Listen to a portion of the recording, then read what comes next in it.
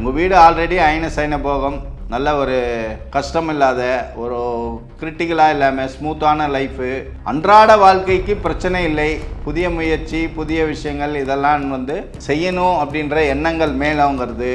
அப்போ இந்த குரு இங்கேருந்து நகரத்துக்குள்ளே உங்களுக்கு புதுசாக இந்த ரிஷபத்துலேருந்து மிதுனத்துக்கு போகிறதுக்குள்ள உங்களுக்கு ஒரு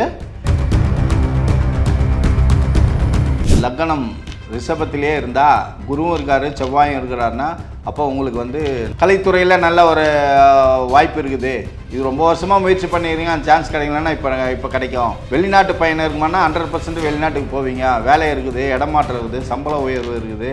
இந்த மீன ராசிக்காரங்களுக்கு லக்னக்காரங்களுக்கு இப்போ ஜென்ம சனி 7.5 சனியில் முதல் சனி சிரசு சனி ஸ்டார்ட்டு. அப்போ சிரசு சனி ஸ்டார்ட்டுன்னும் போது கெட்ட சவாசம் கூடாது. இளம் வயதினர் உள்ளவங்க ரொம்ப ஜாக்கிரதையாக இருக்கணும். ஏன்னா உங்களுடைய போக்கு ராகு இருக்கிறதுனால உங்களை கவர்ச்சியான விஷயத்துக்கு மதுவுக்கெல்லாம் அடிமையாகக்கூடிய காலகட்டம்.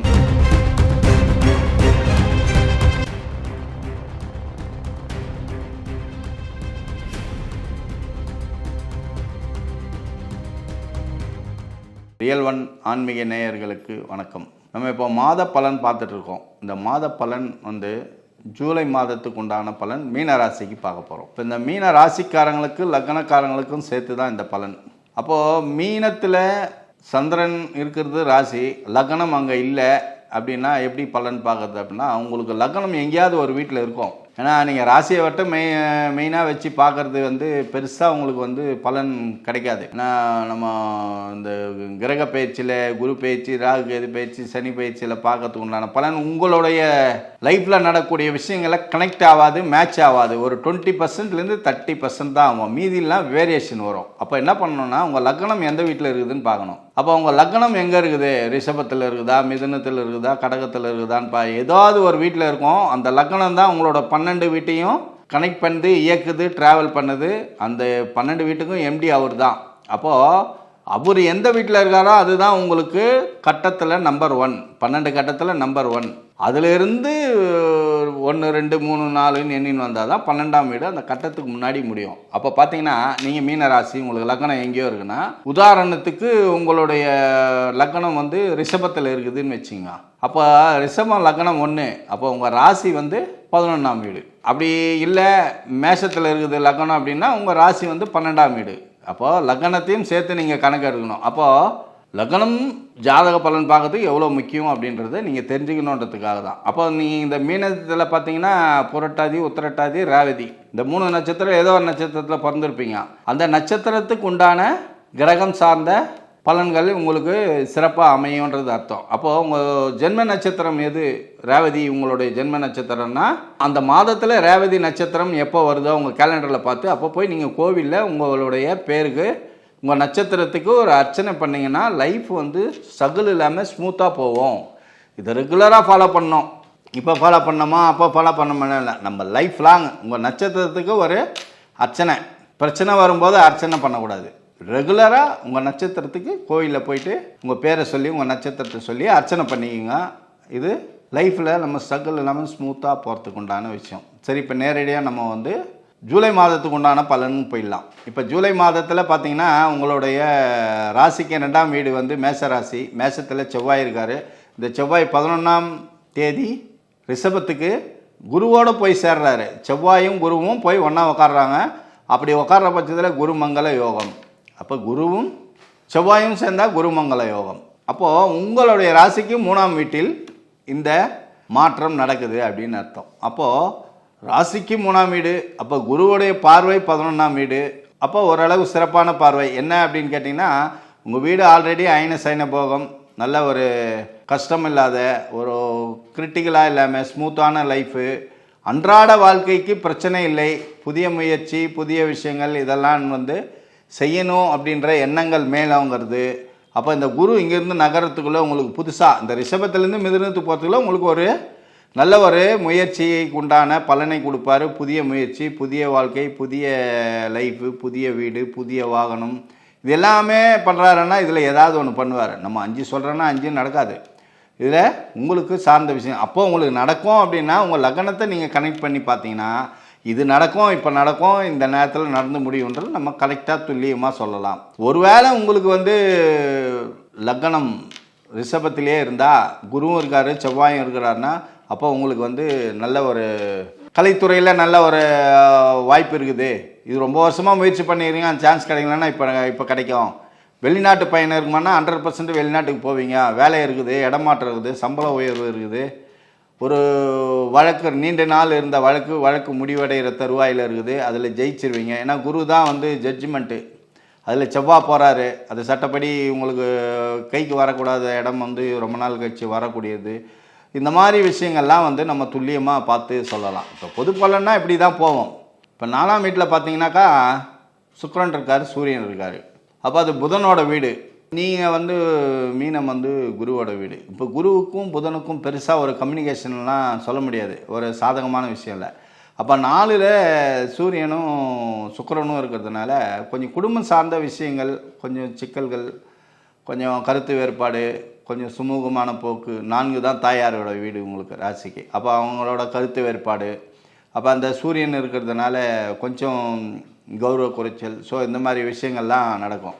இதே ஆடி மாதம், அதாவது ஜூலையில் 17ஆம் தேதி ஆடி மாதம் பிறகுது சூரியன் வந்து இடம்பெயர்றாரு. அதுக்கு முன்னாடியே 7ஆம் தேதி சுக்கிரன் வந்து 5ஆம் வீடான உங்களுடைய உங்களுடைய குலதெய்வ வீடுன்னு சொல்லக்கூடிய உங்களுடைய மகிழ்ச்சிகரமான வீடு அப்படின்னு சொல்லக்கூடிய வீடு, உங்கள் பிள்ளைகளோட வீடு. அப்போ 5ஆம் வீடு தான் மீன ராசியிலிருந்து 5ஆம் வீடு கடகம். அந்த 5ஆம் வீட்டில் வந்து சுக்கிரன் வரும்போது அந்த கடகம் வீடுன்றது உங்களுடைய குழந்தைகளை குறிக்கக்கூடியது, உங்கள் பிள்ளைகளை குறிக்கக்கூடியது, உங்கள் மகிழ்ச்சியை குறிக்கக்கூடியது, உங்களுடைய குலதெய்வம் பூர்வீகத்தை குறிக்கக்கூடியது. அப்போது பிள்ளைகளுக்கு உண்டான ஒரு விஷயங்கள் மாற்றம். அப்போது உங்களுடைய வயதுக்கு ஏற்ற மாதிரி எப்படி பார்த்தீங்கன்னா, இப்போது இந்த மீன ராசிக்காரங்களுக்கு லக்னக்காரங்களுக்கு இப்போ ஜென்ம சனி 7.5 சனியில் முதல் சனி சிரசு சனி ஸ்டார்ட்டு. அப்போ சிரசு சனி ஸ்டார்ட்டுன்னும் போது 30 வயதுக்குள்ளே இருக்கவங்களுக்கு ஆரம்ப கால சனி, 50 வயதுக்கு மேலே உள்ளவங்களுக்கு 2ஆம் சுற்று சனி பகவான். அப்போ இந்த சிரசு சனி பகவானுக்கும் குரு பகவானுக்கும் பெரிய வந்து வித்தியாசமோ இல்லை பலன்களை கொடுக்கக்கூடியதில் பெரிய மாற்றம்லாம் ஒன்றும் இருக்காது. இவங்கெல்லாம் கர்ம கிரகங்கள், குருவும் சனியும். அப்போ ஓரளவுக்கு இவங்களுடைய பலன்கள் வந்து கிட்டத்தட்ட மேட்சிங்காக தான் இருக்கும். அப்போது ராசியிலேருந்து 5ஆம் வீடு குரு பகவான் கடகத்தை 3ஆம் வீட்டையாக பார்க்குறாருன்னு வச்சுங்க. பார்க்கும்போது உங்கள் பிள்ளைகளுக்கு ஒரு விஷயங்கள் மாற்றங்கள் ஏற்படும்.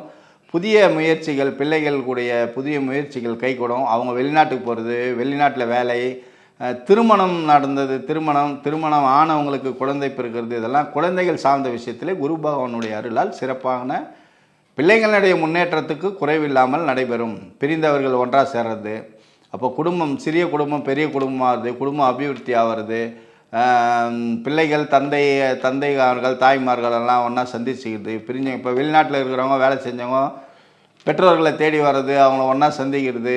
ஸோ இந்த மாதிரி ஒரு மகிழ்ச்சியான விஷயங்கள்லாம் நடைபெறக்கூடிய காலகட்டம் இது. அப்போது இந்த குரு பகவான் ரிஷபத்தில் வந்து அமர்ந்ததுனால தான் இந்த விஷயம். ஏன்னா 18 வருஷத்துக்கு அப்புறம் வந்து உட்காந்ததுனால இது குடும்பத்துங்களை கனெக்ட் பண்ணக்கூடியது குரு பகவான்.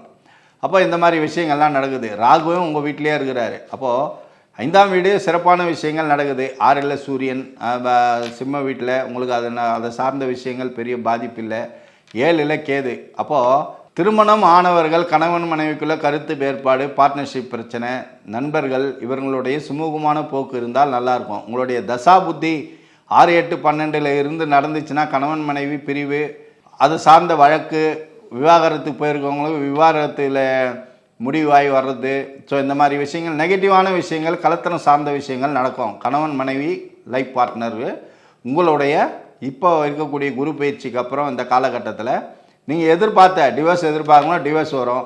அது மாதிரி மனைவியை பிரிஞ்சவங்க, கருத்து வேறுபாடு இருக்கிறவங்க ஃபோன் பேசி ஆர்கியூமெண்ட் பண்ணுறது, அவங்ககிட்ட சண்டை போடுறதெல்லாம் இல்லாமல் கொஞ்சம் காலம் ஸ்மூத்தாக இருந்துட்டு அதுக்கப்புறமா அவங்களோட நீங்கள் வந்து சுமூகமான போக்கு போனீங்கன்னா நல்லாயிருக்கும். அப்படி இல்லை அப்படின்னா நம்ம ஃபோனில் பேசுகிறது, நீச்சான்னு பேசிக்கிறது, அசிங்கப்பட்டுக்கிறது, அப்புறம் இதெல்லாம் பஞ்சாயத்து, இதெல்லாம் வந்து நம்மளுடைய பேரை நம்மளே கெடுத்துக்கிறது, இந்த மாதிரி விஷயங்கள்லாம் இருக்கும். ஆல்ரெடி உங்கள் வீடு வந்து அயன போகம், மது பழக்கத்துக்கு அடிமையாகாமல் இருக்கணும். நண்பர்கள் சேர்க்கை, கெட்ட சகவாசம் கூடாது. இளம் வயதினர் உள்ளவங்க ரொம்ப ஜாக்கிரதையாக இருக்கணும். ஏன்னா உங்களுடைய போக்கு ராகு இருக்கிறதுனால உங்களை வந்து கவர்ச்சியான விஷயத்துக்கு மதுவுக்கெல்லாம் அடிமையாகக்கூடிய காலகட்டம். அதாவது கெட்ட வழியில் போகிறதுக்கு உண்டான பல விதமான வாய்ப்புகள் இருக்குது. அதுலேருந்து தப்பிக்கணும். நீங்கள் ராகு கேது பயிற்சி வரைக்கும் இது இருக்குது. கெட்ட சவகாசம் இல்லாமல் பார்த்துக்கிறது மிகவும் நல்லது.